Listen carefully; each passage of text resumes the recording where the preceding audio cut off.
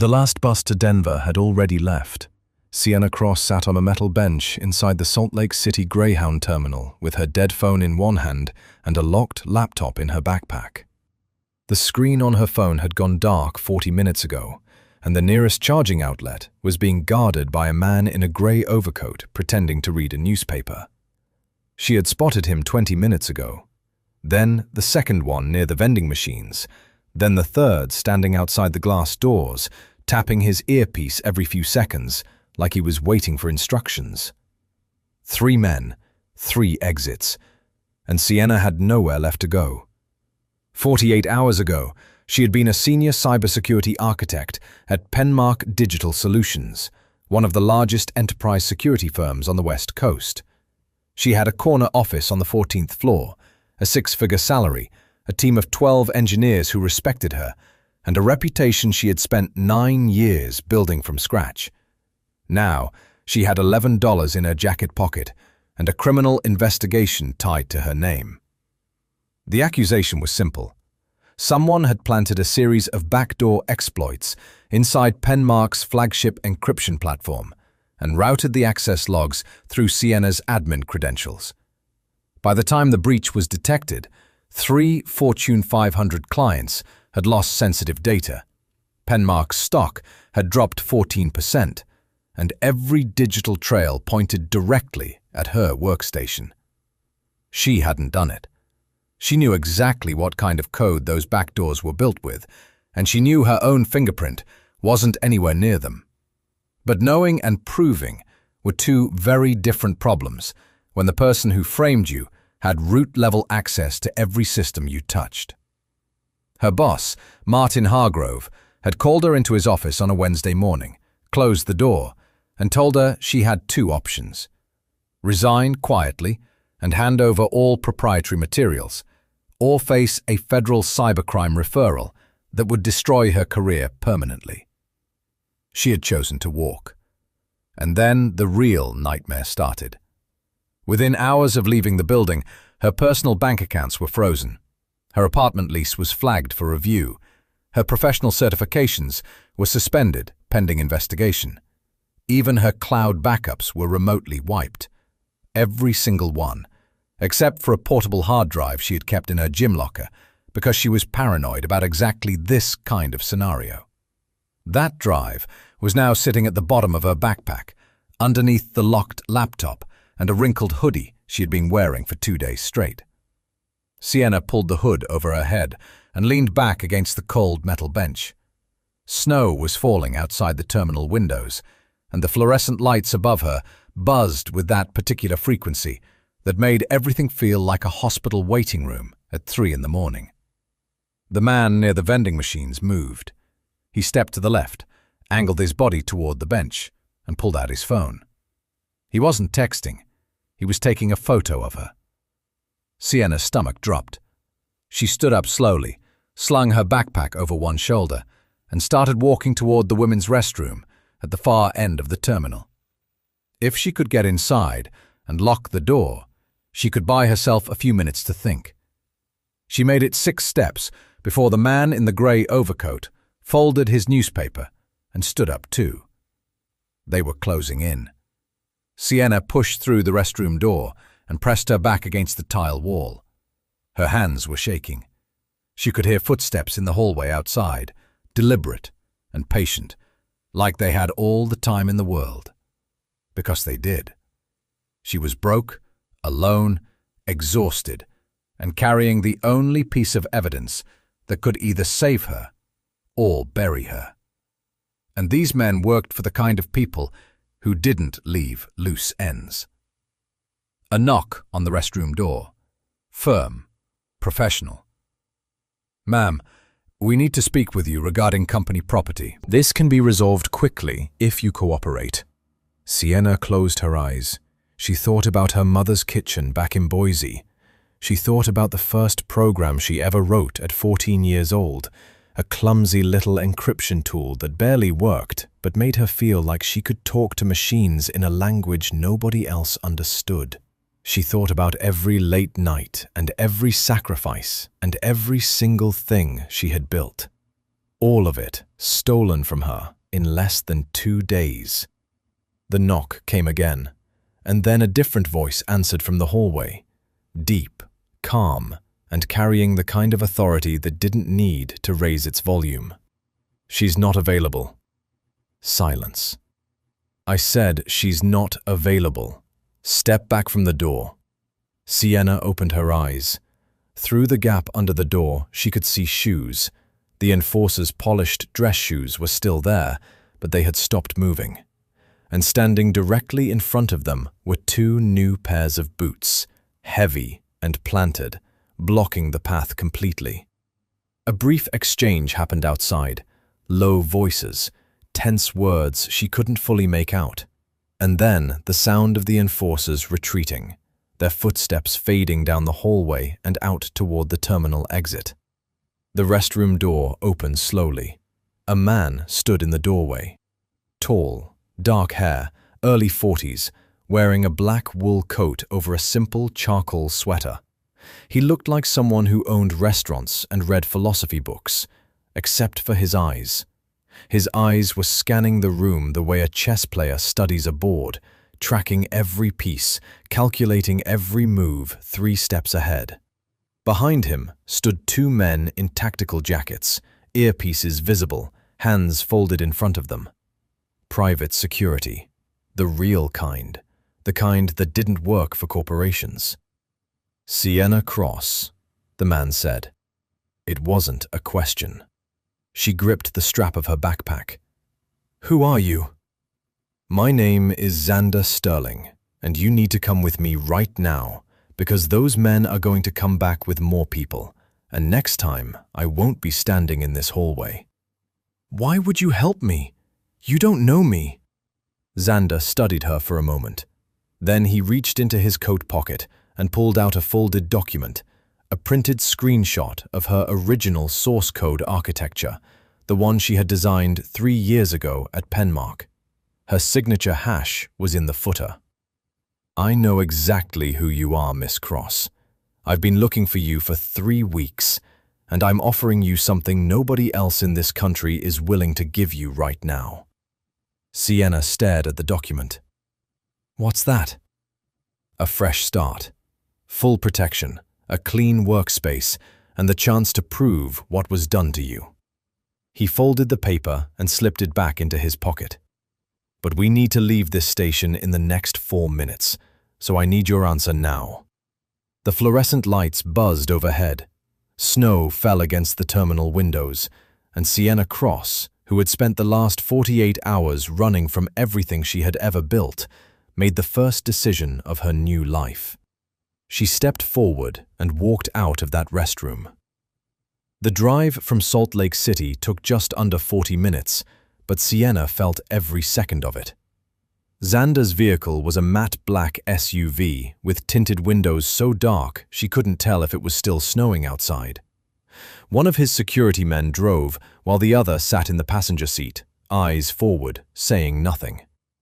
Xander sat beside her in the back, scrolling through something on a tablet, completely relaxed, like picking up fugitive engineers from bus stations was a Tuesday errand.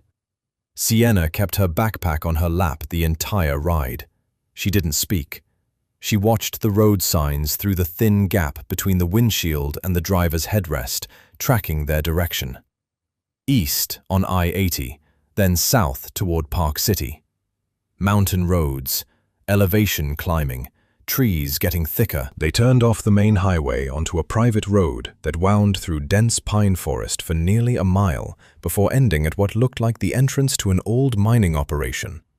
A rusted gate, a weathered sign, and a concrete loading dock built into the side of the mountain.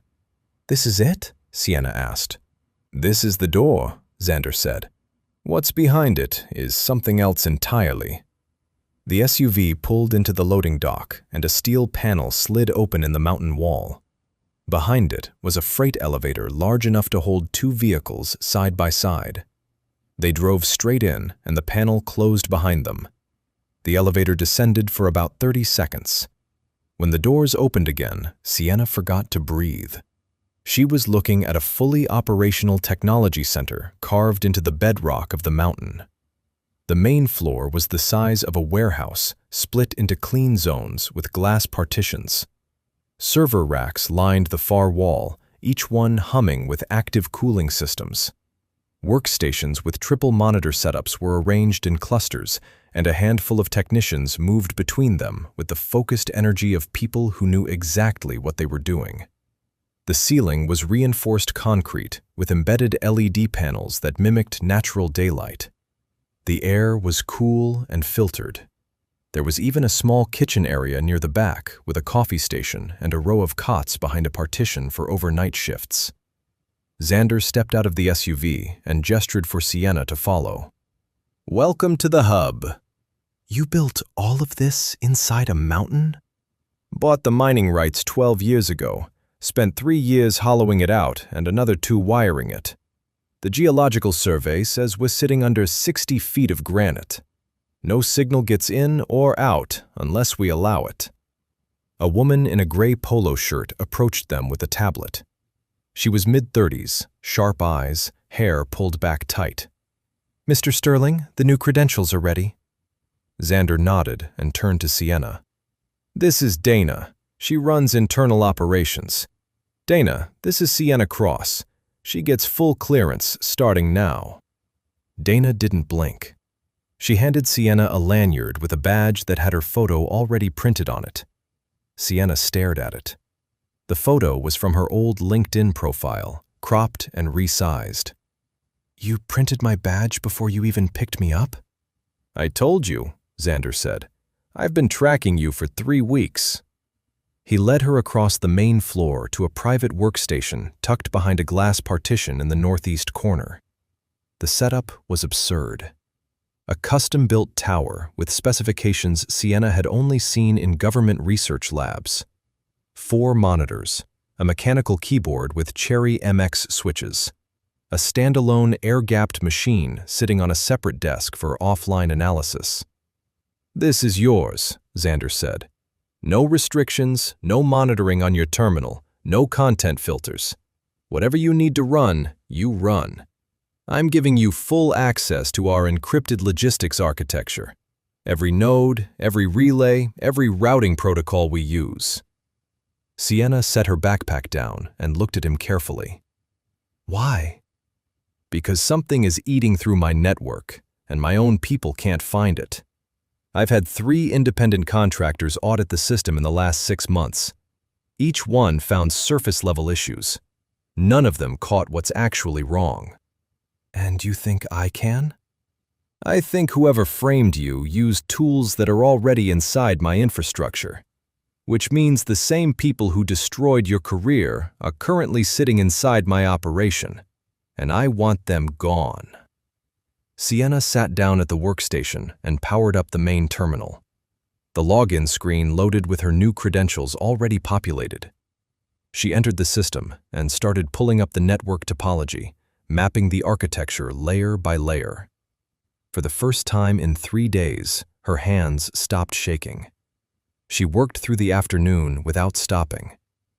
Dana brought her coffee twice and a sandwich she barely touched. The system was impressive, genuinely well designed, with layered encryption protocols and redundant routing paths that would take a serious team months to build. Whoever had set up Xander's digital infrastructure understood defensive architecture at a professional level, but something was wrong underneath it. Around 4 in the afternoon, Sienna found the first anomaly. A tiny packet relay buried inside a secondary communication node that was routing a fraction of outbound traffic through an external address before looping it back into the main system. The redirect was so small it wouldn't trigger any standard monitoring alert. It was the kind of thing you would only find if you were reading raw traffic logs line by line. She pulled the code signature from the relay and ran it through a pattern analysis on the air-gapped machine. The match came back in under a minute. Sienna leaned back in her chair and stared at the screen. Her jaw tightened. The malicious relay buried inside Xander's network used the exact same code framework that had been planted inside Penmark systems to frame her. The same architecture. The same obfuscation techniques. The same signature hash patterns that she had spent 2 years developing for legitimate defensive purposes before someone stole them and turned them into weapons. Whoever had destroyed her life was already here, living inside these walls like a parasite, siphoning data, waiting for the right moment to do to Xander's operation exactly what they had done to hers. She pulled up a blank terminal and started documenting everything. Timestamps, packet captures, routing paths, code signatures, every piece of evidence she could extract before the parasite realized someone was finally looking. Then she picked up the internal phone on her desk and dialed Xander's extension. He answered on the second ring. "I found something," Sienna said, "and you're going to want to see this in person." Xander arrived at her workstation within 3 minutes of the call. He stood behind her chair, arms crossed, and watched as she walked him through everything on the screen. She showed him the packet relay first, then the code signature match, then the side-by-side comparison between the malicious framework inside his network and the identical one that had been used to frame her at Penmark. She didn't rush. She let the data speak for itself, clicking through each layer with the precision of someone who had been trained to present findings to boardrooms full of skeptics. When she finished, Xander was quiet for a long time. "How long has this been inside my system?" he finally asked. "Based on the timestamp metadata, at least 8 months, possibly longer. Whoever planted it knew your architecture well enough to hide it inside a node that your audit contractors would never prioritize. It's designed to look like routine background traffic. And the code matches what they used on you. Identical framework, same obfuscation layers, same routing logic, same signature hashing. This wasn't inspired by what happened to me. It was built by the same people." Xander pulled a chair from a neighboring desk and sat down beside her. He rested his elbows on his knees and looked at the floor for a moment, processing. Then he looked up at her with an expression she hadn't seen from him yet. It was honesty, raw and unfiltered. "I owe you a conversation I should have had with you in the car last night." Sienna turned her chair to face him. "I'm listening." "I told you I'd been tracking you for 3 weeks. That's true, but I didn't tell you why." He paused. 6 months ago, my analysts started noticing irregularities in our logistics routing. Small things at first. Shipment confirmations arriving late. Encrypted messages being delivered with minor data corruption. Nothing that screamed emergency, but enough to make us uncomfortable. "You brought in contractors?" 3 different firms, all reputable. They patched surface vulnerabilities and told me the system was clean. But the irregularities kept happening. And then, 2 months ago, we intercepted a piece of external traffic that referenced something called the Nexus Protocol. Sienna's expression changed. She knew that name. "The Nexus Protocol," she said slowly, "was a theoretical defensive framework I designed during my 2nd year at Penmark. It was never deployed. It was a proof of concept for a self-healing encryption network that could detect intrusion attempts and reroute secure traffic in real time. I presented it to Martin Hargrove and the senior leadership team, and they shelved it, said it was too expensive to implement." "They didn't shelve it, Sienna. They sold it." The words landed like concrete. "Hargrove took your framework and sold the core architecture to an outside group, a cyber cartel that operates across 14 countries, specializing in corporate infiltration, data theft, and digital extortion. They took your proof of concept and weaponized it. That's what's inside my network right now. That's what they used to frame you. And that's what they're using to target critical infrastructure across the country." Sienna felt something cold settle in her chest. She had suspected that Hargrove was involved in the framing, but hearing that he had actually sold her work, her original intellectual property, to a criminal organization was something she hadn't prepared for. "How do you know all of this?" she asked. "Because they came after me first. 18 months ago, before any of this touched you, the cartel approached my organization with a partnership offer. They wanted access to my logistics network in exchange for a cut of their extortion revenue. I refused. 2 weeks later, the irregularities in my system started. They've been trying to compromise my operation ever since. So you started looking for the person who built the original framework? I started looking for the only person alive who understands the Nexus protocol well enough to dismantle it. Every trail led back to you, and by the time I found you, Hargrove had already made his move. You were out of Penmark, your accounts were frozen, and you were running. Sienna turned back to her monitors. She pulled up the portable hard drives directory on the air-gapped machine. The drive contained everything she had saved before leaving Penmark. Source code archives, development logs, encryption keys, and the complete original blueprint of the Nexus protocol. This drive, she said, tapping the screen, has the master key to the entire framework.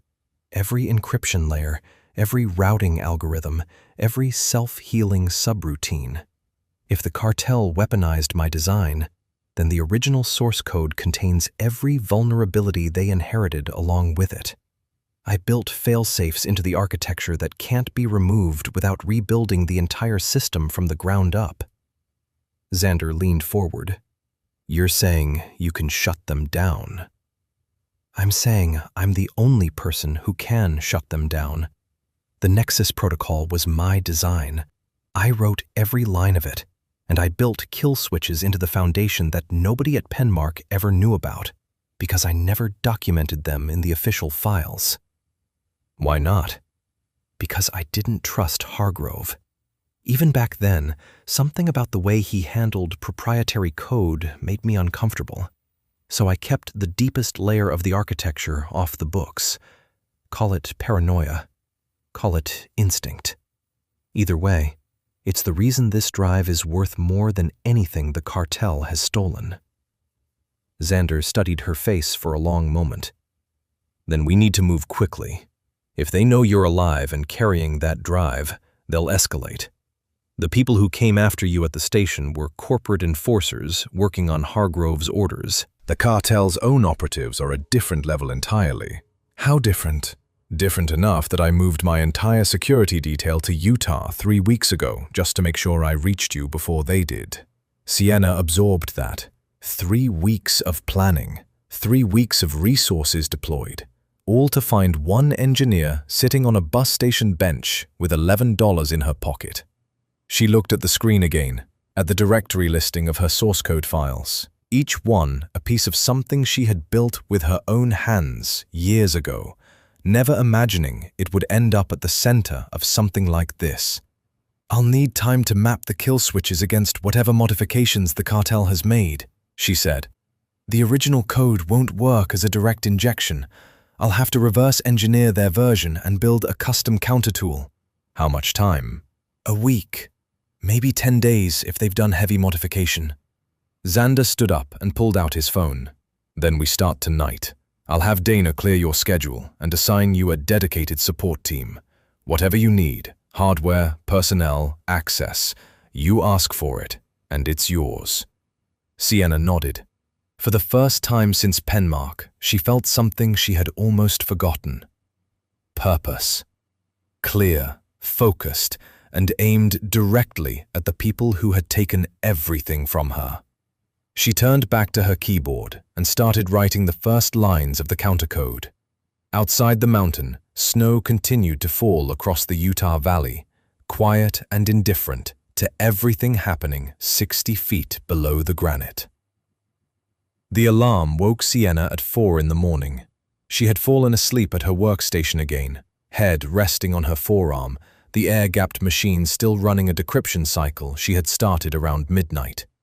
The alarm wasn't coming from her terminal.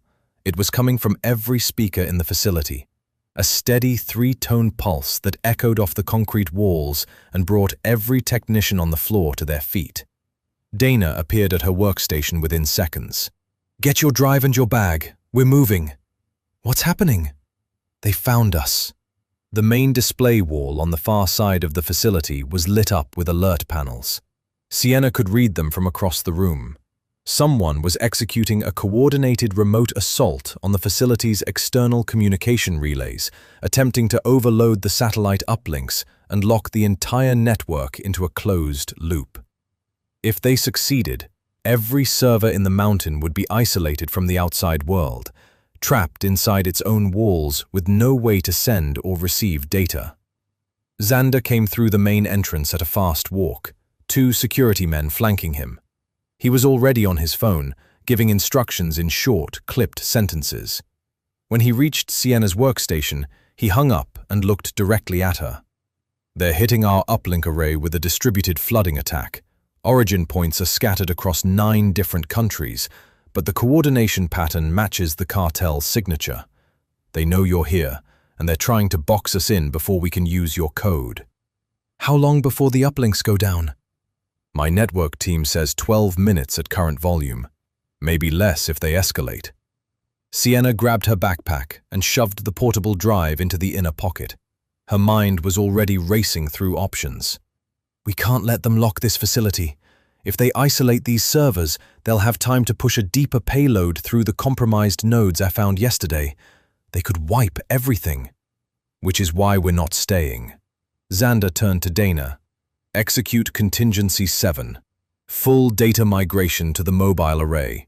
Scrub the local drives once the transfer completes." Dana nodded and moved to the central command console, barking orders to the technicians who were already pulling backup drives and disconnecting sensitive hardware. Xander led Sienna toward the freight elevator. "I have a jet fueled and waiting at a private airfield in Provo. We'll be airborne in 30 minutes. "Where are we going?" "Chicago. I have secondary infrastructure there that the cartel hasn't mapped yet. Clean servers, independent satellite access, and a location they can't trace through my known holdings." They rode the elevator up in silence. The loading dock was already active when the doors opened, with 2 SUVs running and security personnel loading equipment cases into the vehicles. Sienna climbed into the back of the lead vehicle with Xander, and they pulled out of the mountain facility into pre-dawn darkness. The drive to Provo took 25 minutes on empty mountain roads. Sienna spent every second of it on a ruggedized laptop that Dana had handed her before they left, monitoring the facility's uplink status through a secondary encrypted channel. The attack was intensifying.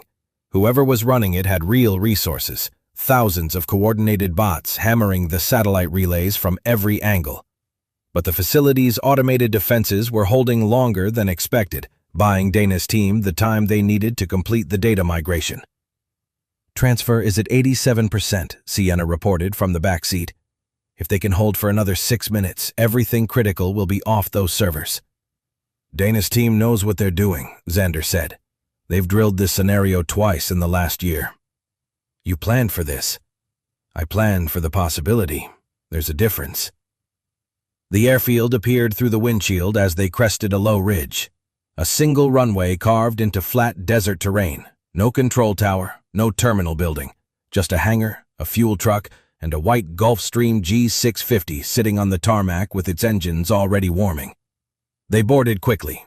The interior was configured for work rather than luxury, with a long table bolted to the cabin floor, power outlets at every seat, and a rack-mounted server unit secured in the rear compartment.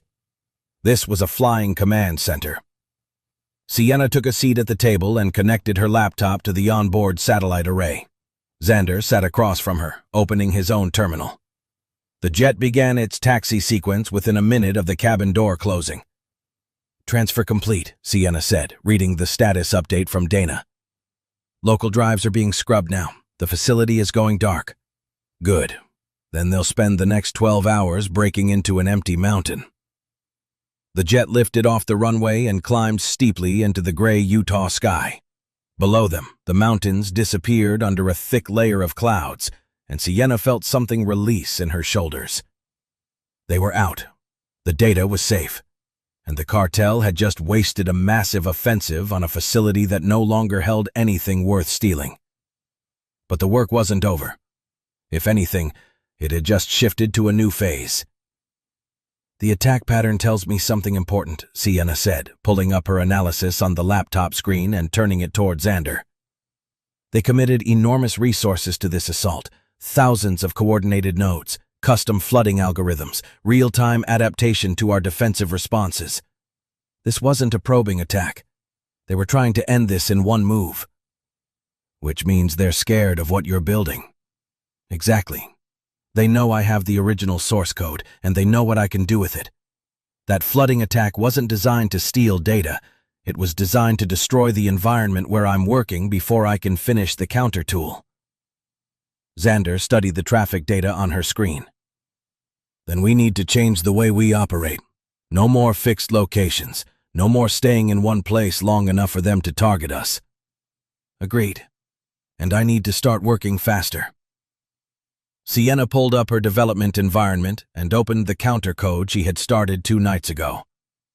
I've mapped about 40% of the modifications the cartel made to the Nexus protocol. Their version is heavier than my original design, more aggressive, with deeper hooks into whatever system it infects. But the core architecture is still mine. The kill switches are still intact underneath everything they added. Can you work from the air? I can work from anywhere with a power outlet and a clean processor. Xander almost smiled. It was the closest thing to warmth she had seen from him. Then let's get to Chicago and set you up somewhere they'll never think to look. Sienna turned back to her screen and started typing. The jet leveled off at cruising altitude, heading east across the Rocky Mountains. Behind them, the Utah facility sat dark and empty inside its granite shell. And ahead of them, a new front in the wall was waiting. She had 9 days left on her original estimate. She intended to beat that by half. The penthouse occupied the entire 42nd floor of a residential tower on Michigan Avenue. Floor-to-ceiling windows wrapped around 3 sides of the unit, offering an unbroken view of Lake Michigan, stretching out toward the horizon like a sheet of dark glass under the evening sky. Sienna stood at the window for a long time after they arrived. She hadn't seen open water in months. Her life at Penmark had been fluorescent offices, server rooms, and the inside of her apartment, and the last few days had been underground facilities and armored vehicles. Standing here, watching the city lights reflect off the lake's surface, she felt a strange kind of vertigo. Like the world had suddenly become enormous again, after weeks of shrinking down to the size of a computer screen. Xander had arranged the space before they landed. A full workstation was already assembled in the second bedroom, identical in capability to the one she had used in Utah. Fresh clothes in her size were folded on the bed in the master suite. The kitchen was stocked. A security team occupied the floor below, and building access was controlled through a private elevator that required biometric clearance. This building isn't connected to any of my registered business holdings, Xander explained as he walked her through the layout. It's owned through a trust that traces back to a retired schoolteacher in Wisconsin who doesn't exist. The cartel can tear apart every corporate filing with my name on it, and they'll never find this address. You set all of this up in advance? I set up contingencies in 12 cities across the country. Chicago is one of 7 I've never had to use before. Clean location, clean network, clean paper trail. Sienna sat down on the couch in the main living area. For the first time since Utah, she allowed herself to stop moving. Her body ached. Her eyes were dry from staring at screens for nearly 60 straight hours. And underneath the exhaustion, there was a question that had been circling in her mind since the airfield in Provo. Can I ask you something? Xander was standing near the kitchen counter, pouring 2 glasses of water. Go ahead. Who are you, really? I've been in your facility, on your jet, inside your network. I've seen your infrastructure and your team, but I still don't understand what your organization actually does. Xander handed her a glass and sat down in the armchair across from her. He took a slow drink before answering. 12 years ago, I watched a mid-sized logistics company in Ohio get systematically destroyed by a corporate cartel. They used predatory pricing to undercut the company's contracts. then launched a coordinated legal campaign using fabricated compliance violations. The owner, a man named Declan Rhodes, had built that company over 23 years. He employed 400 people. By the time the cartel was done, the company was bankrupt. Declan had lost his home, and every employee was on the street. What happened to him? He's my operations director now. He runs the Eastern Corridor from a facility outside Philadelphia. Xander set his glass down. After I saw what happened to Declan, I started building a network specifically designed to protect independent businesses from that kind of predatory operation. We provide encrypted communications, secure logistics infrastructure, financial insulation, and, when necessary, direct intervention against corporate entities that use illegal methods to destroy legitimate competitors. You're a private defense contractor for businesses that can't protect themselves. Something like that. Except I don't charge most of them. The revenue comes from the companies that can afford to pay, and it subsidizes protection for the ones that can't. Sienna studied him. The picture was starting to come together in a way she hadn't expected. She had assumed Xander's operation was entirely criminal, a syndicate running drugs or weapons or something equally dark. Instead, she was looking at something more complicated. A man who had built an entire shadow infrastructure to fight the kind of corporate predators that had destroyed her own career. "The cartel that's targeting you," she said. "They're the same kind of operation." "They're the worst kind. They specialize in digital infiltration. They get inside a company's systems, extract proprietary data, and then either sell it to competitors or use it as leverage for extortion. And if the company resists, they plant evidence of fraud and let the legal system do the rest." "Like they did to me." "Exactly like they did to you. Penmark was one of their clients. Hargrove didn't just sell your code to the cartel. He's been feeding them access to Penmark's entire client base for at least 2 years. Every company that hired Penmark for cybersecurity was actually handing the cartel a front door into their most sensitive systems." Sienna felt the weight of that settle over her. Hundreds of companies, thousands of employees, all of them compromised because one man decided to turn a security firm into a Trojan horse. "That's why you need the counter-tool," she said. "This isn't just about cleaning your network. You want to shut down the entire cartel operation." "I want to shut down their infrastructure permanently. Every server, every relay, every stolen database. And I want the evidence delivered in a way that can't be ignored or buried." Sienna set her glass on the table and stood up. She walked to the window again and looked out at the lake. A cargo ship was moving slowly along the shoreline, its lights blinking in the darkness. "The counter-algorithm I'm building can do that," she said quietly. "If I design it correctly, it won't just lock them out of your network. It will propagate through every system they've compromised using my code and systematically revoke their access. Every backdoor they installed using the Nexus protocol will collapse. Every stolen credential will expire. And every piece of data they extracted will be tagged with a forensic marker that traces directly back to their servers." "How far along are you?" 47% mapped. I need another 5 or 6 days to finish the reverse engineering and build the injection payload." She turned back to face him. "But I can do it. I know this code better than anyone alive because I wrote it. Every shortcut the cartel took when they modified my design is a weakness I can exploit." Xander nodded slowly. "Then this is your operation, Sienna. I'll provide whatever you need.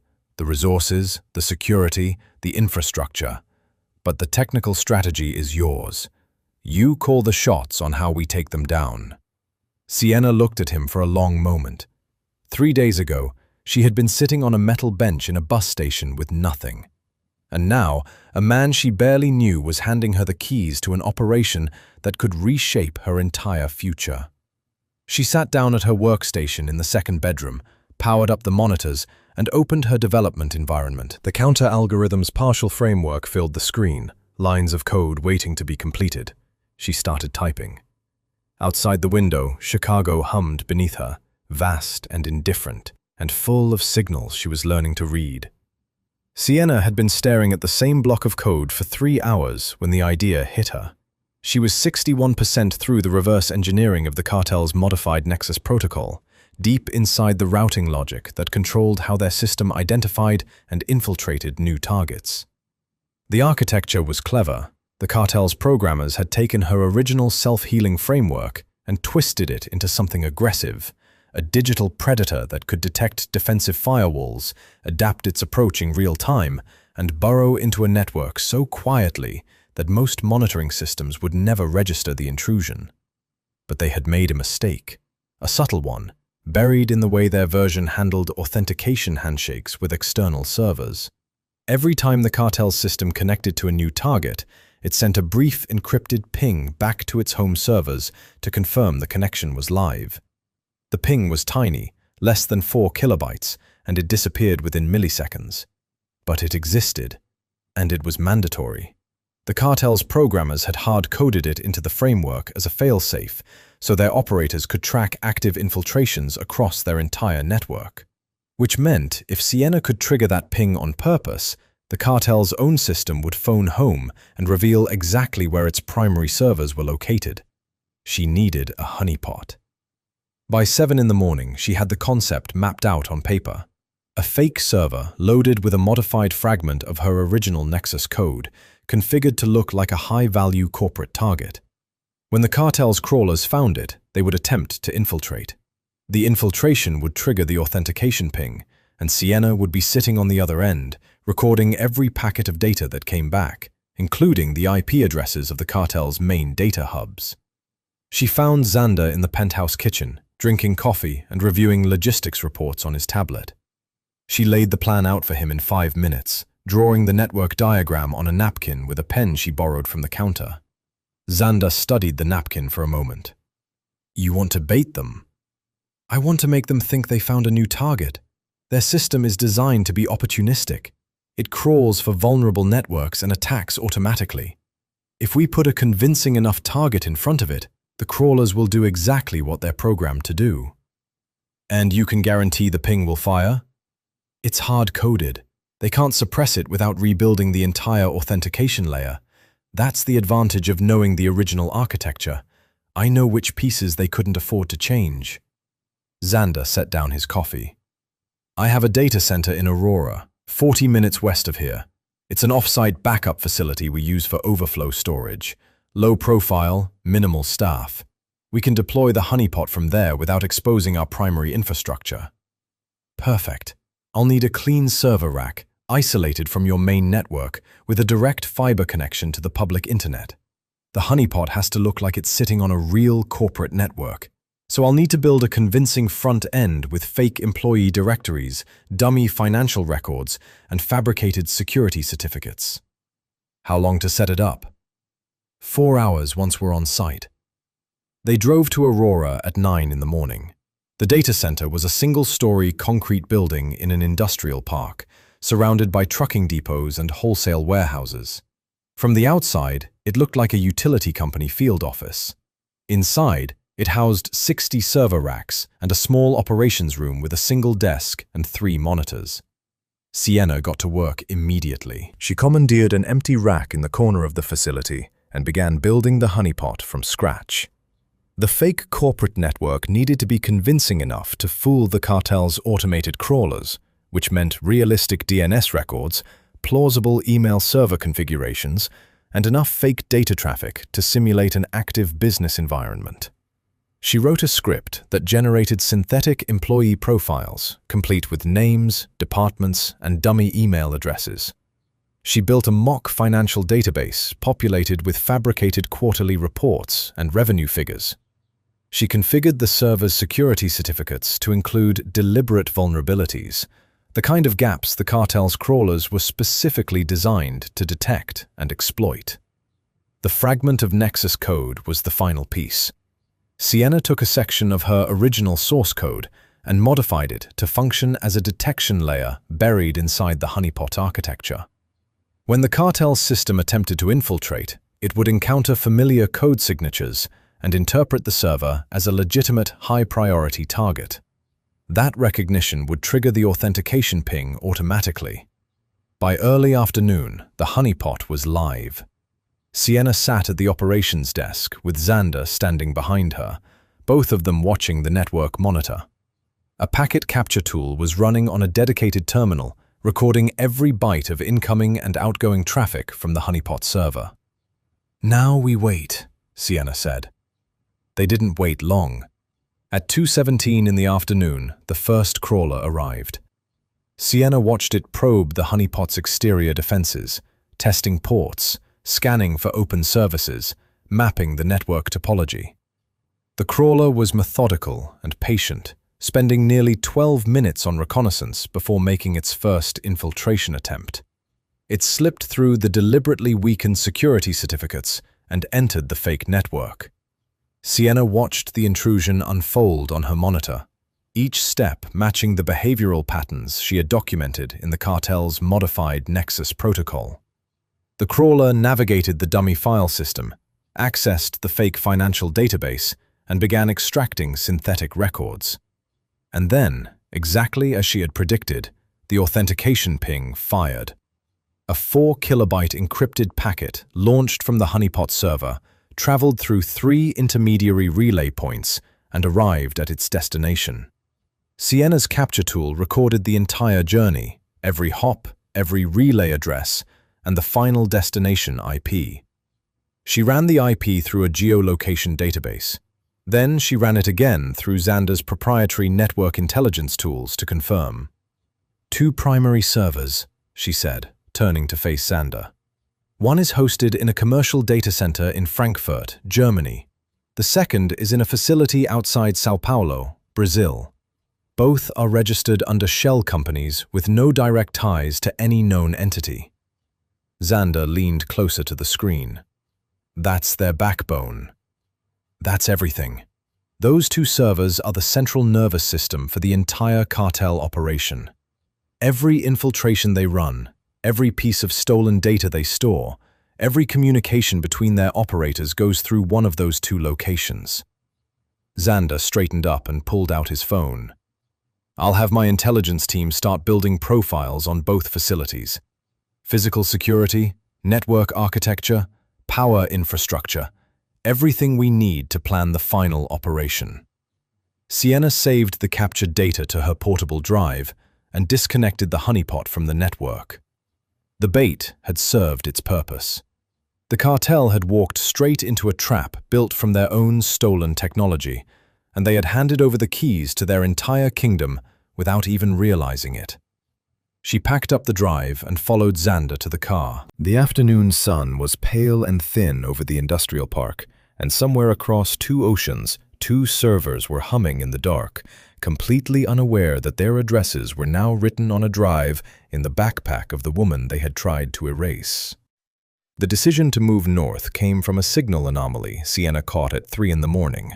She had been running continuous passive scans on the cartel's 2 primary servers since the Aurora operation, monitoring their outbound traffic patterns without making direct contact. The goal was to study their communication rhythms before launching the final counter tool, learning when they transmitted, how they routed sensitive data, and which relay nodes they trusted most. Most of the traffic flowed along predictable paths. Frankfurt handled European operations. São Paulo managed South American logistics. Both servers communicated through a rotating set of intermediary relays that changed addresses every 6 hours, a standard anonymization technique that Sienna had actually pioneered in an earlier version of the Nexus protocol. But on the second night of monitoring, she noticed a third signal, a small encrypted data stream originating from the Frankfurt server and terminating somewhere in the upper Midwest of the United States. The stream was brief, lasting only 90 seconds, and it used a compression algorithm she didn't recognize from the cartel's standard toolkit. She flagged it and tracked the destination. The signal terminated at a relay node registered to a commercial internet provider in southeastern Wisconsin. Someone in Wisconsin was receiving direct communications from the cartel's primary European server, and whoever it was had a communication channel that bypassed the cartel's standard routing entirely, which meant they were either a senior operator or someone important enough to warrant a private line. Sienna brought the finding to Xander at breakfast. He studied the relay data for 10 minutes, then made 3 phone calls. By noon, they were in a car heading north on Interstate 94 toward Milwaukee. The safe house was a suite on the top floor of a historic hotel in the 3rd Ward district. The building was over 100 years old, with thick stone walls, narrow windows, and the kind of heavy architecture that naturally dampened wireless signals. Xander's advance team had already installed a portable satellite uplink on the roof and a signal intercept array in the adjoining room. "The relay node is 18 miles from here," Xander said, spreading a map across the suite's dining table. "It's registered to a residential address in a suburb called Brookfield. My intelligence team ran the property records. The house is owned by a holding company that traces back through 4 layers of shell corporations before disappearing into an offshore registry in the Cayman Islands." "That's a lot of infrastructure to protect one relay node," Sienna said. "Which tells us whoever is on the other end of that signal matters to them." Sienna set up her workstation at the dining table and connected to the rooftop satellite array.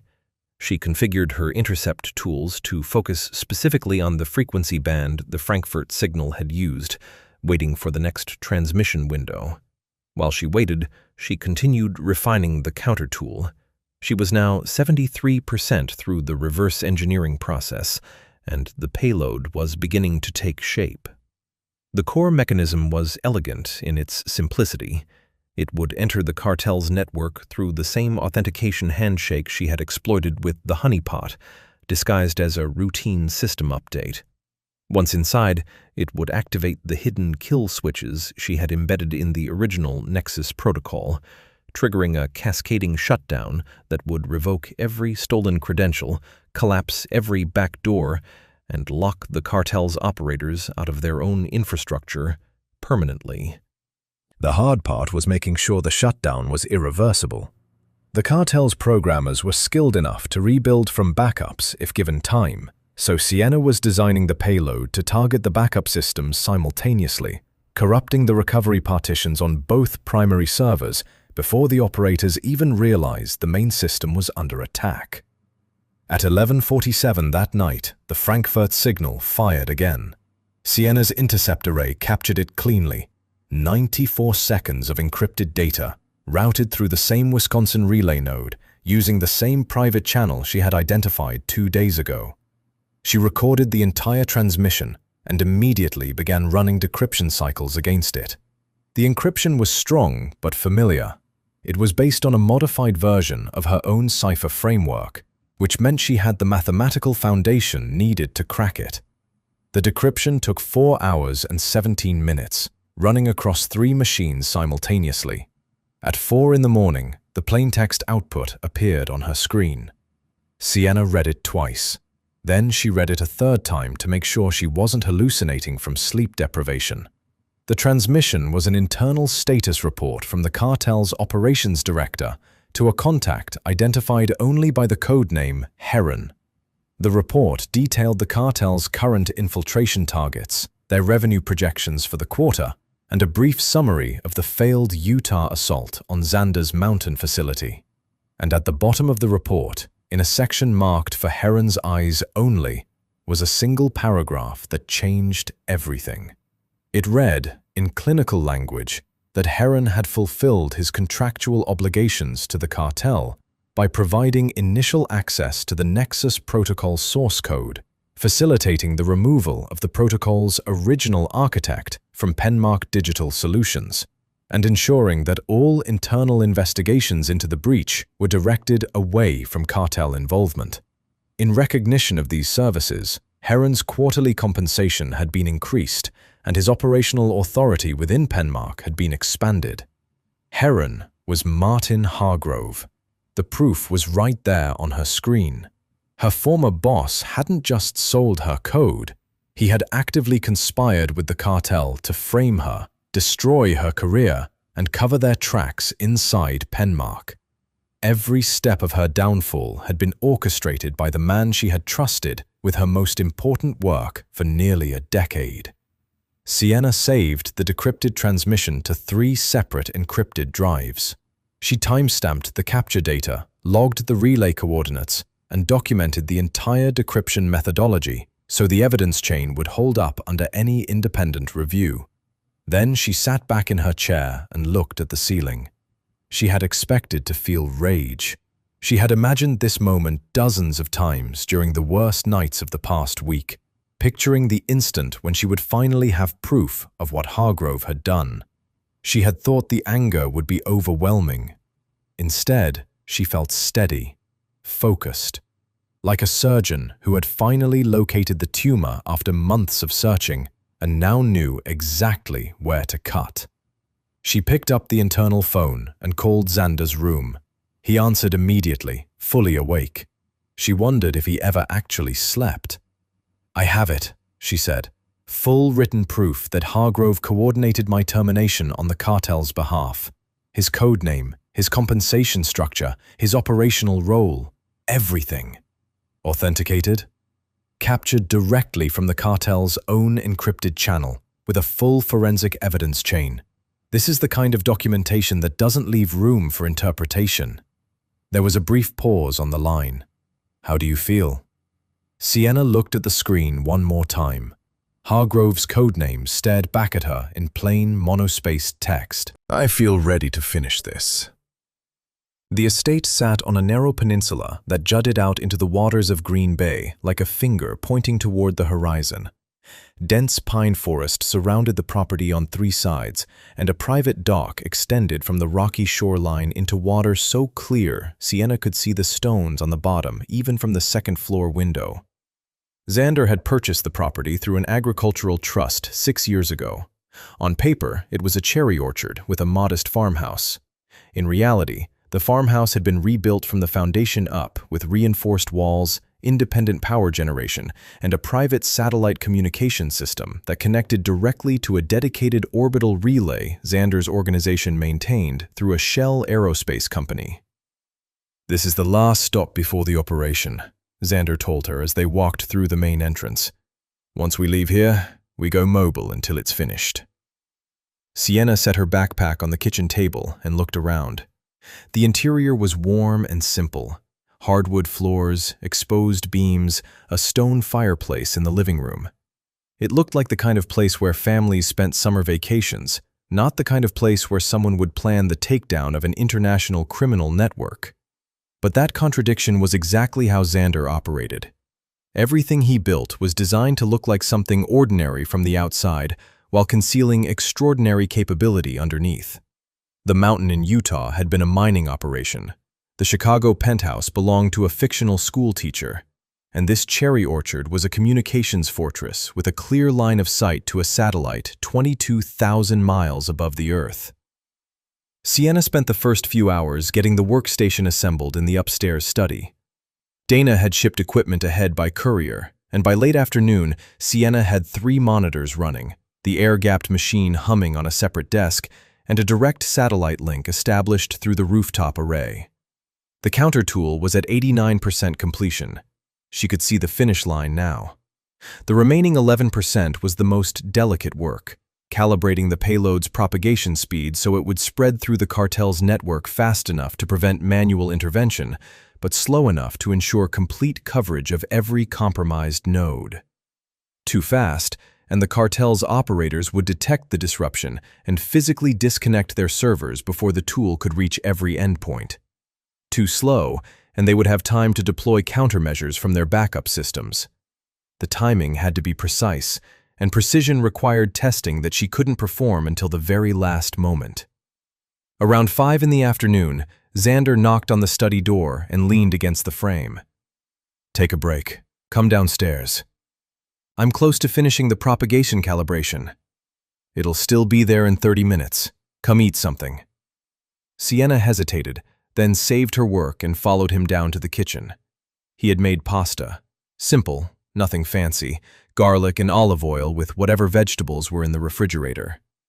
They sat at the kitchen table with plates and glasses of water, and for the first time since the Greyhound station, they had a conversation that wasn't about code or cartels or operational logistics. "Where did you grow up?" Sienna asked. "Youngstown, Ohio. Steel country. My father worked in a mill until it closed when I was 14. After that, he drove trucks. My mother ran a daycare out of our living room to make up the difference." "Is that where you learned to build things?" "That's where I learned that the people who build things are usually the ones who get destroyed by the people who trade things. My father built steel for 30 years. The people who shut down his mill had never set foot inside one." Xander twirled his fork in the pasta. I decided early that I was going to be the person standing between those two groups. Sienna understood that motivation in a way she couldn't have a week ago. Before Penmark, she would have called it idealistic. Now, having lived through the experience of being consumed by the machine Xander was describing, she recognized it as something closer to survival instinct, scaled up to an organizational level. "I want to ask you something," Xander said, setting down his fork. "And I want you to answer honestly. Okay? After this is over, after the cartel is dismantled and your name is cleared, what do you want?" Sienna considered the question. She had been so focused on the immediate operation that she hadn't allowed herself to think past it. Her entire mental landscape for the last 12 days had been code, evidence, and survival. The idea of a future beyond the counter-tool felt abstract, like a country she had heard about but never visited. "I want to build something," she said after a long pause. "Something legitimate. Something that uses what I know to protect people instead of being used against them. I spent 9 years at Penmark thinking I was doing exactly that, and it turned out I was building tools for the people I thought I was defending against. What if I told you I've been thinking about the same thing?" Sienna looked at him across the table. "My organization works," Xander continued. "It protects people, and it does real good. But it operates in the shadows. Every facility is hidden. Every financial structure is buried under layers of trusts and shell companies. The work is legitimate, but the infrastructure looks like a criminal enterprise to anyone on the outside, because that's how I had to build it to survive." "You want to go legitimate?" "I want to build something that doesn't need to hide. A real cybersecurity firm with real clients and a public reputation. The kind of company that can do what my organization does now, protecting businesses from predatory operations, but from the front door instead of the back." Sienna felt something shift in the room. The conversation had moved past the operation, past the cartel, past the immediate crisis. Xander was talking about what came after, and he was including her in that picture. "Let's finish the job first," she said. "Then we can talk about building." Xander nodded. "Fair enough. But I want you to know that regardless of how the operation ends, your situation is handled. I've already had my legal team establish a clean financial identity for you. New accounts, new credit lines, all backed by legitimate funds. Your technical credentials have been restored through an independent certification board that owes me a favor. And the intellectual property rights to your original Nexus protocol code have been filed under your name through a patent attorney in Delaware." Sienna stared at him. "You did all of that already?" "I did it the day after you arrived in Utah, before you even found the first anomaly in my network." He picked up his glass. "I told you at the station that I was offering you a fresh start. I meant it. Whatever happens with the cartel, your life is yours again." Sienna looked down at her plate. Her throat was tight, and she didn't trust herself to speak for a moment. 12 days ago, she had been sitting in the cold with $11 and a locked laptop, convinced that everything she had ever built was gone forever. And this man, who barely knew her, had quietly rebuilt the foundation of her entire life while she was focused on the work in front of her. She picked up her glass and raised it slightly. "Thank you." Xander raised his in return. Through the kitchen window, The late afternoon sun painted the surface of Green Bay in shades of copper and gold. And somewhere in the distance, a ferry horn sounded, low and steady, carrying across the water like a signal marking the end of one passage and the beginning of another. The vehicle looked like a standard freight truck from the outside. White panels, commercial plates, a logistics company logo stenciled on the side that matched a real shipping firm based out of Indianapolis. From a distance, it was invisible. One more truck on a Midwestern highway at midnight, hauling cargo between distribution centers. Inside, it was something else entirely. The cargo area had been stripped and rebuilt into a mobile command center. 2 workstation desks were bolted to the left wall, each with triple monitors and independent power supplies fed by a generator mounted under the truck's chassis. A compact server rack occupied the rear corner, connected to a satellite uplink concealed inside what appeared to be a standard rooftop air conditioning unit. The floor was rubberized to dampen vibration, and the walls were lined with signal-dampening material that turned the entire interior into a rolling Faraday cage. Sienna sat at the primary workstation, her fingers resting on the keyboard, watching the clock in the corner of her screen count down toward the launch window she had calculated 18 hours ago. The counter tool was complete, 100% built, tested on isolated simulations, and loaded onto a deployment package that sat on her portable drive like a coiled spring waiting to be released. 12 days of reverse engineering, 4 days of payload construction, and 2 days of calibration had produced a single executable program that was about to dismantle the most sophisticated cyber-criminal network she had ever encountered. Xander sat at the second workstation, monitoring the cartel's server activity through the passive observation channels Sienna had established from Milwaukee. His security chief, a former signals intelligence specialist named Cole, was driving the truck along a predetermined route that looped through 3 states. They would cross from Wisconsin into Illinois, then curve north into Iowa before doubling back. The constant movement made satellite tracking nearly impossible, and the randomized route ensured they would never hold a fixed position long enough for the cartel's systems to triangulate their signal. Frankfurt's server activity is baseline normal, Xander reported from his station. Sao Paulo is running a standard data replication cycle, no elevated traffic on either node. Good, Sienna said. They don't know we're coming. She pulled up the deployment interface on her main screen and reviewed the attack sequence one final time. The counter tool would operate in 3 phases, each one triggering the next automatically once specific conditions were met. Phase 1 was infiltration. The tool would enter the cartel's network through the same authentication handshake pathway she had identified during the honeypot operation in Aurora. It would present itself as a routine system update, originating from one of the cartel's own trusted relay nodes, using forged credentials that Sienna had constructed from the intercepted Milwaukee transmission. The cartel's security protocols would recognize the update as legitimate and allow it past the outer defenses without triggering any alarms. Phase 2 was activation. Once inside the network, the tool would locate the hidden kill switches Sienna had embedded in the original Nexus protocol code. These switches had been dormant since she first wrote them years ago at Penmark, buried so deep in the architecture's foundation that the cartel's programmers had never discovered them during their modifications. The counter tool would wake each switch in sequence, initiating a cascading authentication revocation that would systematically strip the cartel's operators of their access privileges across every compromised system. Phase 3 was the cleanup. With the operators locked out, the tool would begin purging the cartel's databases of all stolen data, while simultaneously tagging every file with forensic markers that documented the chain of theft from origin to storage.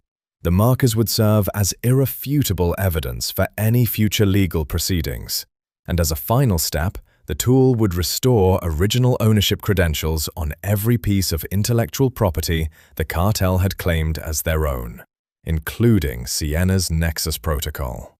The clock on her screen reached midnight. "Launch window is open," Sienna said. She looked over at Xander. "Once I execute this, there's no recall. The tool is designed to be autonomous. It will run until every phase is complete, or until the cartel physically destroys their own servers to stop it. Xander met her eyes across the dim blue light of the command center. It's your call. Sienna turned back to her screen. She thought about the bench at the Greyhound station. She thought about the snow falling against the terminal windows and the sound of enforcers' footsteps in the hallway outside the restroom door.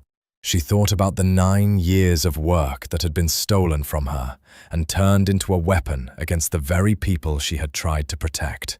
She pressed the Enter key. The deployment package launched.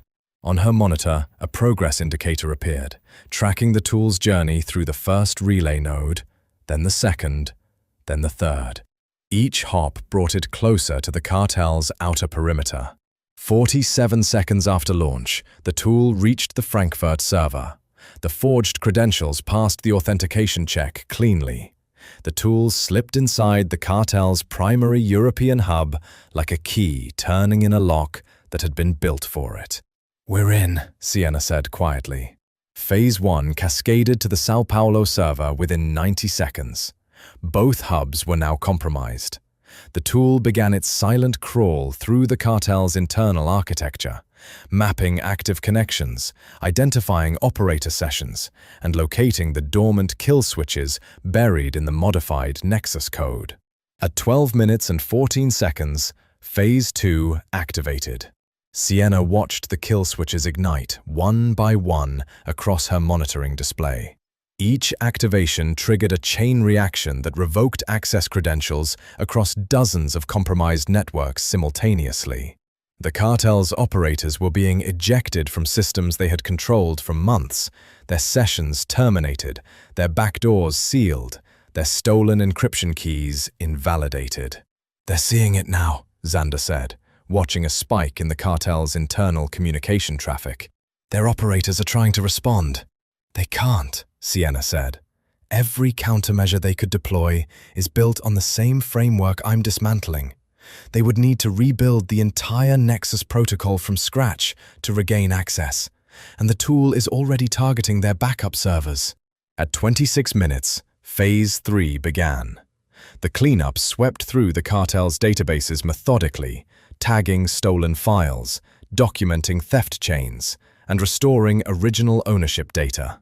Sienna's name appeared in the credential restoration logs as the rightful creator of the Nexus protocol, overwriting the fraudulent attribution the cartel had used to claim her work as their own. At 53 minutes, the tool completed its final cycle and transmitted a confirmation packet back to Sienna's workstation. Every phase had executed successfully.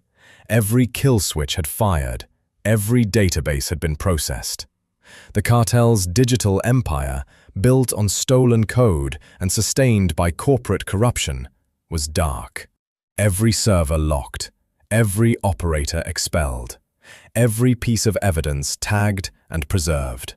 Sienna leaned back in her chair and exhaled. The truck hummed beneath her, rolling steadily through the Illinois night. Cornfields stretched out on either side of the highway, flat and endless under a sky full of stars she hadn't noticed until now. Xander stood up from his workstation and walked over to hers. He looked at the completion report on her screen for a long moment, then placed a hand briefly on her shoulder. "You did it." Sienna nodded. Her hands were trembling, the adrenaline of the last hour finally catching up with her body. She closed her eyes and listened to the sound of the road beneath the wheels, carrying them forward through the dark toward whatever came next. The flight from Chicago to New York took 2 hours and 11 minutes. Sienna spent most of it sleeping, the first real sleep she had gotten in nearly a week. When she woke up, the jet was descending through a layer of thin clouds over the Atlantic coastline, and the skyline of Manhattan was visible through the cabin window, glittering in the midday sun like a circuit board standing on its edge. Xander's legal team was already on the ground. 3 attorneys from a firm that operated out of a brownstone in the West Village, specializing in intellectual property litigation and corporate whistleblower cases. Their senior partner, a woman named Diane Calloway, had been working with Xander's organization for 4 years and had handled enough sensitive cases to know how to move evidence through public channels without exposing its origin. They met Diane at a private office suite on the 38th floor of a building in the financial district. The space was rented under a consulting firm name that had no traceable connection to Xander or his network. The windows faced south toward the harbor, and Sienna could see the Statue of Liberty in the distance, small and green against the water. Diane was already seated at the conference table when they arrived, surrounded by 3 open laptops and a stack of folders. She was in her late 50s, silver hair cut short, reading glasses perched on her nose, and she had the particular kind of calm that came from decades of navigating situations where other people panicked. "I've reviewed the evidence package your team sent ahead," Diane said, looking up at Xander as they sat down. "The forensic chain is solid. Time-stamped captures, authenticated transmission logs, decryption methodology fully documented. This is some of the cleanest digital evidence I've seen in 20 years of practice." She turned to Sienna. "You built the capture framework yourself?" "Every piece of it," Sienna said. "I designed the intercept tools, ran the decryption, and logged every step of the process with cryptographic verification hashes. Anyone with access to the raw data can independently verify that nothing was altered or fabricated after capture." "Good, because what we're about to do is going to attract a lot of attention, and the first thing the other side will try to do is challenge the integrity of the evidence." Diane laid out the distribution strategy she had developed overnight. The evidence would be delivered simultaneously to 4 independent channels. First, 3 major international technology news organizations with established investigative teams. Second, 2 independent cybersecurity audit firms with reputations for neutrality and technical rigor. Third, a consortium of intellectual property attorneys representing several of the Fortune 500 companies whose data had been compromised through Penmark's systems. And fourth, the international financial compliance networks that monitored corporate fraud across multiple jurisdictions. "The key is simultaneity," Diane explained. "If we release to one outlet first, Hargrove's people will have time to prepare a counter-narrative before the story reaches critical mass. By hitting all 4 channels at the same time, we create a situation where the evidence is being verified independently by multiple parties before anyone on the other side can coordinate a response." "What about Penmark's legal team?" Sienna asked. "They have resources. They'll try to bury this with injunctions and non-disclosure claims." "They'll try," Diane agreed. "But injunctions require a court to agree that the material should be suppressed. And no judge is going to seal evidence of active corporate fraud while 3 news organizations are already running verification. The window for suppression closes the moment the first story publishes. After that, the evidence exists in the public domain, and Penmark's legal options shrink to damage control." Xander leaned forward. "How long between delivery and publication?" "The news organizations will need 12 to 18 hours to verify independently. The audit firms will take slightly longer, maybe 24 hours for a preliminary assessment. But the attorney consortium will move fastest because their clients are the victims. I expect the first cease and desist filings against Penmark within 6 hours of delivery." Diane pulled up a secure file transfer interface on one of her laptops. "I've prepared 4 separate evidence packages, each tailored to the recipient's area of expertise. The news organizations get the narrative summary and the key documents. The audit firms get the full technical dataset. The attorney consortium gets the client-specific breach evidence. And the financial compliance networks get the money trail connecting Hargrove's compensation to the cartel's offshore accounts." Sienna connected her portable drive to the laptop and authorized the file transfer. She watched the progress bars fill across the screen, each one representing a piece of the story she had lived through, being transmitted to people who would turn it into something the world could see. The transfers completed at 12:47 in the afternoon. "It's done," Diane said. "The packages are in transit through encrypted channels. Delivery confirmation should come back within the hour." Sienna sat back in her chair. For 2 weeks, Everything had been moving at the speed of crisis. Every decision had been urgent. Every hour had carried the weight of consequence. And now, sitting in a quiet office in Lower Manhattan, the most critical action of the entire operation had taken less than 3 minutes. A few clicks, a few progress bars, and the truth was out of her hands and into the world. By 4 in the afternoon, the first delivery confirmations arrived. All 4 channels had received their packages and acknowledged receipt. Diane's contacts at 2 of the news organizations sent preliminary responses indicating that their investigative teams had already begun verification. By 7 in the evening, Sienna's phone started receiving notifications. The first major technology publication had posted a breaking story about a coordinated corporate cybercrime operation involving Penmark Digital Solutions. The article named Martin Hargrove as a central figure in the scheme and cited authenticated internal communications linking him to an international cyber cartel. Within an hour, 2 more publications ran their own independent coverage, each drawing on different portions of the evidence package. By 9 that night, Penmark's stock had been suspended from trading pending regulatory review.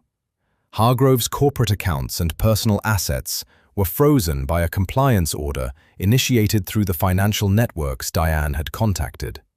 3 of Penmark's largest clients issued public statements terminating their contracts and announcing independent security audits of their own systems. And somewhere in the middle of all of it, buried in the technical appendix of every evidence package Diane had distributed, was a single document that mattered more to Sienna than all the headlines combined. A forensic analysis proving that the original Nexus Protocol source code was her intellectual property, that it had been stolen and sold without her knowledge or consent, and that every accusation made against her by Penmark Digital Solutions was based on fabricated evidence planted by their own chief executive. Her name was clear, completely, publicly, and irreversibly clear. Sienna stood at the window of the office suite and watched the harbor lights flicker across the water. The city was enormous around her, millions of people moving through their evenings without any idea that the digital infrastructure protecting their data had just been quietly repaired by a woman who had started this journey on a bus station bench with nothing. She pressed her forehead against the cool glass and closed her eyes. Somewhere on the other side of that harbor, tomorrow was already forming, and for the first time in weeks, she wasn't afraid of what it would bring. 4 days after the story broke, Sienna still wasn't used to seeing her own name in headlines. She had stopped reading the articles after the second day. The facts were out, the verification was complete, and every major technology publication on the planet had run some version of the same story. Penmark Digital Solutions was finished. Martin Hargrove had been removed from his position by the company's emergency board session and was facing multiple independent investigations from financial compliance authorities across 3 continents. His assets remained frozen, his professional certifications had been revoked, and the clients whose data had been compromised through his arrangement with the cartel were lining up with legal teams that would keep him buried in litigation for years. The cartel itself was fractured. With their primary servers dismantled and their operator network locked out, the organization had splintered into disconnected cells with no central coordination and no access to the stolen infrastructure they had relied on. Independent cybersecurity firms around the world were using the forensic markers Sienna had embedded in the evidence to track down and close remaining compromised nodes, one by one, like doctors removing the last traces of an infection from a patient who was finally recovering. Sienna had received 11 job offers in the last 72 hours. 3 came from Fortune 500 companies whose systems she had effectively saved. 2 came from cybersecurity firms that wanted her as a technical director. 1 came from an academic research institution that wanted her to lead a new digital infrastructure resilience program. and 5 came from various consulting firms that had suddenly discovered they needed someone with her exact expertise on their leadership teams. She hadn't responded to any of them. The marina was quiet when she arrived. Xander's Long Island property sat at the end of a private road that wound through old-growth oak trees before opening onto a stretch of coastline facing the Long Island Sound. The main house was a renovated colonial with white clapboard siding and a deep wraparound porch. A dock extended from the property's waterfront into the Sound, where a modest sailboat rocked gently in the evening current. Xander was standing on the dock when Sienna walked down from the house. He was wearing a simple grey sweater and khaki pants, no tactical jacket, no earpiece, no security detail visible anywhere. It was the most relaxed she had ever seen him. He looked like a man standing at the edge of his own property, watching the sun go down, because he had earned the right to do exactly that. Sienna walked out onto the dock and stood beside him. The water was calm, reflecting the sky in shades of amber and deep orange. A fishing boat was motoring slowly past the point, its running lights beginning to glow as the daylight faded. "I got another call from Diane this morning," Sienna said. 3 more companies have confirmed that their systems are clean. The forensic markers worked exactly as designed. Every compromised node that used the Nexus Protocol framework has been identified and isolated. "How many total?" 47 companies across 12 countries. All of them were being actively infiltrated through Hargrove's arrangement with the cartel. Most of them had no idea. Xander nodded slowly. 47 companies. Thousands of employees. All of them carrying on with their work this morning because of something you built in the back of a truck on a highway in Illinois. "Something we built," Sienna corrected. "I wrote the code. You built everything around it that made the code matter. The facilities, the logistics, the security, the legal strategy. None of this works if I'm still sitting on that bench in Salt Lake City with a locked laptop and $11. They stood in comfortable silence for a while, watching the water change color as the sun continued its descent. A pair of seagulls circled the sailboat's mast, calling to each other in sharp bursts before settling on the bow rail. "I have something to show you," Xander said.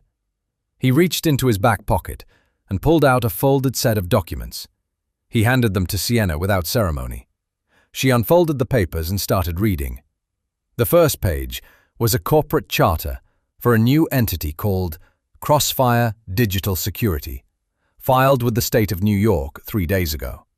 The second page was an operating agreement listing 2 founding partners with equal ownership shares. The third page was a facilities proposal for a headquarters location in downtown Manhattan, complete with floor plans, technology infrastructure specifications, and a projected staffing timeline. Sienna looked at the founding partners line. Her name was listed first. Chief Technology Officer and co-owner. 50% equity. "Crossfire," she said. "Cross for you. Fire for what we're bringing." Xander shrugged slightly. "I'm not great with names. We can change it." "I like it." She kept reading. The business plan was thorough. The firm would offer enterprise cybersecurity services to mid-sized companies that couldn't afford the kind of protection that major corporations took for granted. Threat assessment, network hardening, intrusion detection, and incident response. All of it built on legitimate infrastructure, transparent operations, and the technical foundation that Sienna had spent her career developing. It was everything Xander had described at the kitchen table in Door County. A company that did what his shadow organization had always done, protecting businesses from predatory operations, but from the front door, in the open, with nothing to hide. "The office space is available starting next month," Xander said. "I've already spoken with Dana about transitioning a portion of the operations team to the new company. Cole wants to run physical security for the headquarters, and Diane has offered to handle all legal and compliance work at a reduced rate because, and I'm quoting her directly, she's tired of doing everything through shell companies." Sienna laughed. It surprised her. She couldn't remember the last time she had laughed about anything. She looked at the documents again. then looked out at the water. The sun was touching the horizon now, flattening into a band of molten gold that stretched across the entire width of the sound.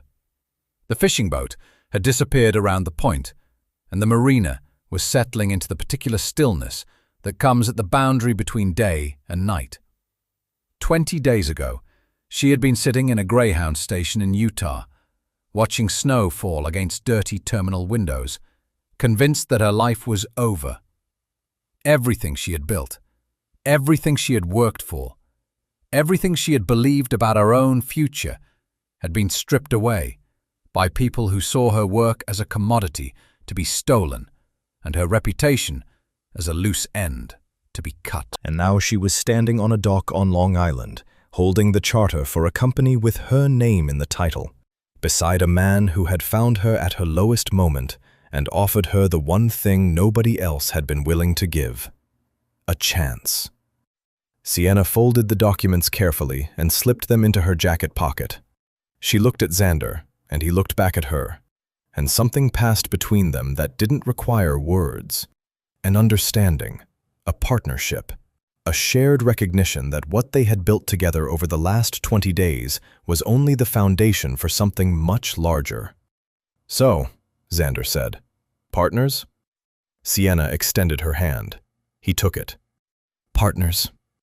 The sun slipped below the horizon, and the first stars appeared above the Long Island Sound, faint and steady, like signals from a distance that only the patient could read. Behind them, the house lights came on automatically, warm and golden, illuminating the porch and the path and the dock where two people stood at the beginning of something new. The water carried the last light westward, and the evening settled in around them, quiet and full of promise.